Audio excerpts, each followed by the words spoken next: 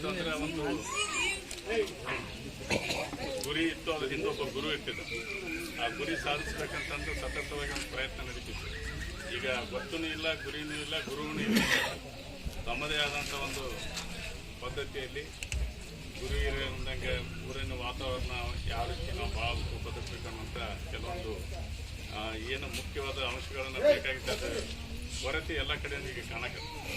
ಅದಕ್ಕೆ ಅದೆಲ್ಲ ಸರಿಪಡಿಸಬೇಕಂದ್ರೆ ಎಲ್ಲ ತಾವು ಹಿರಿಯರು, ಊರನ್ನವರು, ಯುವಕರು ಕೂಡ ಅದ್ರ ಬಗ್ಗೆ ಜವಾಬ್ದಾರಿಯನ್ನು ಅರಿತುಕೊಂಡು ಮಾತ್ರ ತಾವೆಲ್ಲ ಯಾವ ರೀತಿ ಬಾಳಬೇಕು, ಬದುಕಬೇಕು, ಯಾವ ಇಲಾಖೆಗಳಿಂದ ಯಾವ ರೀತಿ ಅನುಕೂಲತೆಗಳನ್ನು ತಗೋಬೇಕು, ಹೆಂಗೆ ವಿದ್ಯಾವಂತರಾಗಬೇಕು, ಮತ್ತು ನಾವು ಆರ್ಥಿಕವಾಗಿ ಮತ್ತು ಸಾಮಾಜಿಕವಾಗಿ ಮತ್ತು ಔದ್ಯೋಗಿಕವಾಗಿ ಅಂದ್ರೆ ಎಲ್ಲ ಉದ್ಯೋಗದಿಂದ ಎಲ್ಲ ನಾವು ಯಾವ ರೀತಿ ಮುಂದೆ ಬರ್ಬೇಕು ಅನ್ನೋದನ್ನ ನಾವೆಲ್ಲ ಪ್ರತಿಯೊಬ್ಬರು ಅರ್ಥ ಮಾಡ್ಬೇಕಾಗೈತಿ. ಯಾಕಂದ್ರೆ ಸರ್ಕಾರ ಎಲ್ಲ ರೀತಿಯಿಂದ ಸೌಲಭ್ಯ ಫ್ರೀ ರೇಷನ್ ಕೊಟ್ಟೈತಿ, ಮದುವೆ ಮಾಡಾಕತ್ತಾರ, ಬಸ್ ಕೊಟ್ಟಾರ, ಎಲ್ಲ ಮಕ್ಕಳಿಗೆ ಹೆರಿಗೆ ಆದ ಅನುಕೂಲತೆ, ಸಾಕಷ್ಟು ಆಸ್ಪತ್ರೆ, ಪ್ರತಿಯೊಂದು ಈಗ ಹಂತವಾಗಿ ಎಲ್ಲ ಸೌಕರ್ಯಗಳನ್ನು ಕೊಟ್ಟೈತಿ.